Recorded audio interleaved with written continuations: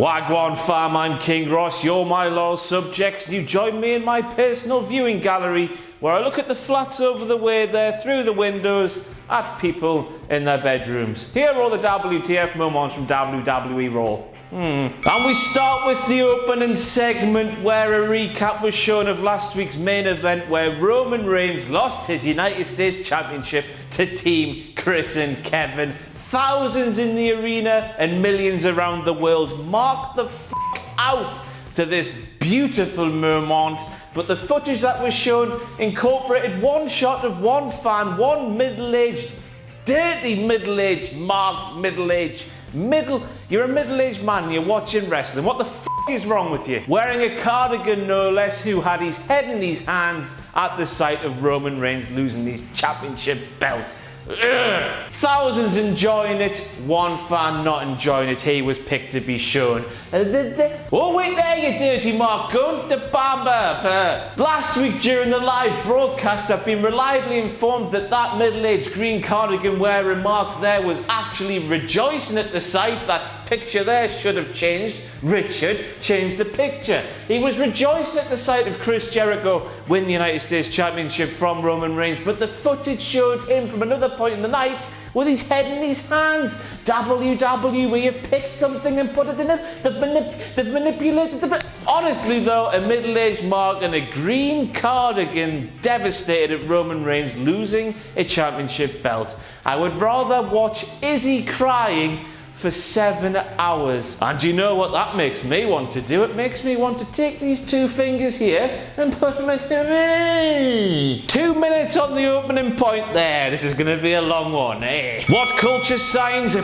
couple of King Ross marks. A King Ross's boss and a King WTF sign on the hard cam for Bear Time Fam. Chicken wings and ting and ting. That is peak. That is peng. That is f***ing lovely. What's not lovely though is the fact that one of these signs, the one that said King WTF, was confiscated by security. Kevin Dunn and their massive f***ing chompers saw it on the hard cam, instructed security to go to Scott Breezy, who has a first class honours degree in being a massive King Ross mark, and took it off the poor bastard. What sort of shit is that? Apparently, if you have a sign promoting somebody that doesn't work for WWE and you've got it on the hard cam being seen in front of the world, you can be kicked out for that. What sort of bullshit is that? And anyway, I'm always nice about WWE and all their employees. So what's happened there is Kevin Dunn seen that sign, got his phone out of his teeth and got on the blower to Vince McMahon. Vince, he said, there's a King Ross sign. We know how King Ross is so popular, but we can't have him on screen outshining the people inside the ring, therefore you need to remove that sign. And then Kevin put his phone back in his teeth and moved on with the rest of the show, like we're going to do now. Bloody hell, this is going to be a long one. That little mark there with the sign that claims that he is the biggest Roman Reigns fan ever in the world, ever. I tell you what, I don't care that that child is a minor. I'd get my 2 fingers and I'd f***ing shove him in his eyes for bringing a sign like that with a f***ing hole cut for his face. What a f***ing loser! He's a child though, but I don't care. He's a loser Mark nerd. You, buddy. At least Izzy likes someone good, Mark. Second of all, the grammar on this sign is incorrect. He needs a possessive apostrophe after Reigns. He claims he is the biggest fan of Reigns, therefore he, in the sentence, belongs to Reigns. He needs an apostrophe. Grammar slam. CM Punk, my challenge to you, you soft piece of shit, is still there. Your fucking nose. Confused big sweaty Mark shouting Goldberg at Paul Heyman even though he's wearing a Brock Lesnar shirt. Maybe that f***ing stupid bandana around his stupid baldy bastard head. I think it's a baldy bastard head, I can't remember. Maybe that f***ing stupid headband round his head's too tight and cutting off the circulation, therefore he doesn't know whether he's coming or f***ing going. Vince McMahon likes big sweaty men. Vince McMahon likes big sweaty men. Vince McMahon likes big sweaty men. Vince McMahon likes big sweaty men. Vince McMahon likes a sign that read "The Authority Rocks."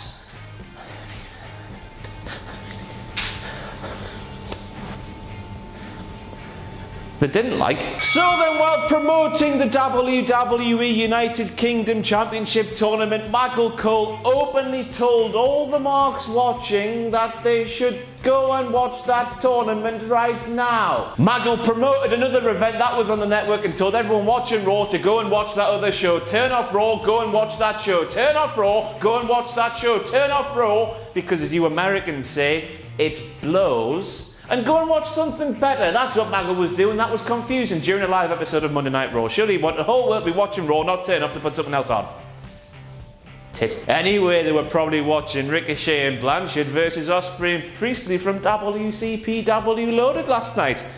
If you haven't, you're a fucking tool. Go and watch it now, you dirty stinking mark, because the match is fucking unreal, okay? That black screen there appeared for absolutely no reason during the show. One explanation. Kevin Dunn. Basically, we all know that he was over in the United Kingdom editing that WWE UK Championship Tournament. His teeth f***ed up there as well. Charlie Carews won the big speakers much. You know what I mean if you saw it. If you don't know what it's basically, when Kevin Dunn was flying back over the Atlantic Ocean from that tournament in Blackpool, his two big front chompers couldn't fit in business class. Therefore, Kev had to detach them and put them in economy. They took up two separate seats because they're that good. Then, when they landed back in America, his teeth were full of tooth and got stopped at customs. Kevin was running late. He couldn't miss Monday Night Raw, so he had to leave his teeth in the airport because they were filled with tooth and having fingers shoved up their arseholes, because that's apparently what happens when you have tooth in your teeth in the airport. Kev then got to Raw missing his front chompers, and his teeth got there just as the show was going on there. In a fit of rage, because they had a finger shoved up their arsehole, the teeth were running through backstage and tripped over the switch which put that black screen on the thing. It made sense in my head. Either that, or Kevin Dunn, who, as we saw earlier, lodged his phone up in his front grille to take the place of his teeth. It fell out and hit the switch, which turned that black. This is a long episode, isn't it? Fucking hell. Woo. Why was Sheamus gutted that he sparked the referee? I don't know. He's clearly still a heel and kept his Raw Tag Team Championships in a heelish manner. He did anything to keep hold of his silver and red titles. Why did he look gutted? I didn't know. And next we have to ask the question, why did Gallows and Anderson continue the match as if nothing had happened? Gallows, as we saw from the replays, which won't be appearing there because I can't be asked to find the replay. You, buddy. He saw everything that happened in clear daylight. It was right in front of his face. Yet he continued the match as if nothing had happened and ended up getting screwed out of the championship belt. It's like, do you not even watch wrestling, bro? Do you not know the rules? A referee gets sparkled. When he gets up, he's going to end it in DQ. You're not going to win them because the match ended via DQ. I hope this all makes sense because I'm just rambling. The echo in here is confusing me. Oh, look at him down there. Him? I was never confused. There's so much wrong with the finish to that match. The heels got screwed and lost the titles. They had the titles, they got screwed and lost them. That's building sympathy for the wrong f***ing team. The creative team in WWE need to do a Blazing Squad hype ting. Chicken wings and ting and ting. They need to flip reverse it and put the sympathy on Sheamus. Well, not Sheamus, he's a heel. On Cesaro at least. Cesaro got away with one here. He did and that's a complete lie. He did a lot in the match. More confusion in the Ford Fusion. That's a car, because we have Neville taking away these pointless cruiserweight matches between men we know absolutely diddly squat about, and we're expected to treat him as a heel. WTF, once again the creative team need to do a Blazing Squad hype ting. Chicken wings and ting and ting, and flip reverse the whole psyche of this thing, because Neville is actually doing us a favour. We don't care about these matches because we're not investing in the characters, therefore when we're watching it, we're bored off our tatty bojangles, and Neville comes in and ends it like that. F***ing lovely. Neville's doing a public service here. He should be knighted by the Queen. Aye, not Liz. Felicia, that Queen, knighted by her. F*** Liz. Don't like Liz. You shouldn't like Liz either. Why the f*** did they bother taping up all the ropes purple if they're going to end it after 2 seconds? What a waste of time and resources, eh? Pissing money away they are, WWE. Pissing it away.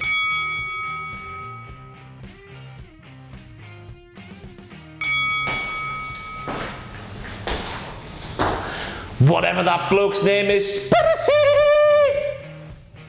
I don't know what his name is, but he's doing the Tomspiracy. Therefore, W. So Titus O'Neil turns up at the New Day's house wearing a fake moustache with a pizza box with a massive hole in the bottom of it.